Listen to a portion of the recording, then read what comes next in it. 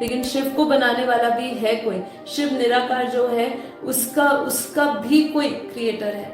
हमारे ये ब्रह्मापुरी तक थोड़ा अंश मात्र हमें माया दिखती है, मतलब ब्रह्मापुरी में भी माया है।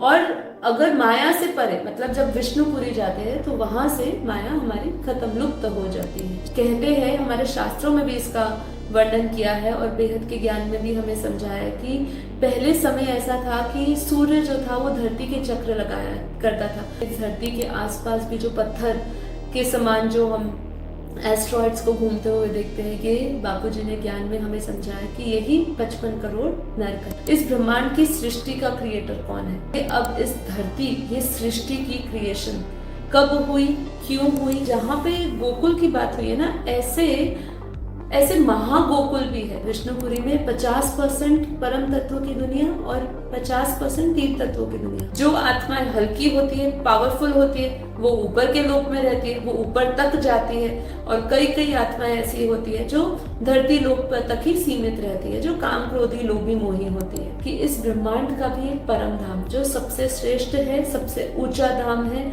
जहाँ पे आत्माएं निराकारी, निर्विकार, निर्लेप होती है। क्या शिव, जिसको निर्गुण, निराकार, परब्रह्म परमेश्वर कह रहे हैं, निराकार जो परम धाम में रहते हैं, क्या वो स्वयंभू है? अब ये जब दुनिया बनी, ठीक है, तो ये दुनिया परम तत्वों की थी। जो दुनिया परम तत्वों की थी, अब ये परम तत्वों की दुनिया में तत्व कैसे आए?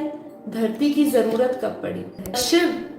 शिव अपने अंदर पूरी नेगेटिविटी समेट लेता है, तो वो भी जीव समान बन जाता है। जब कहते हैं ना शिव ही जीव बन गया, तो क्यों बन गया? शिव जीव कैसे बन सकता है, क्यों बना? अब जब वो नया ब्रह्मांड बनाता है, तो वो ब्रह्मांड किससे शक्ति लेगा? तो अब यहाँ से हमारा शुरू होता है आगे का ज्ञान, जो हम अगले डे 5 में डिस्कस करने वाले हैं, इस ब्रह्मांड से ऊपर का ज्ञान। तो जब शिव जीव समान हो जाता है, तो शिव किससे शक्ति लेकर वापस ब्रह्मांड की क्रिएशन करता है? ये सुनने के लिए, ये जानने के लिए आपको बेहद के ज्ञान के कोर्स की 5th डे के एपिसोड का इंतजार करना पड़ेगा।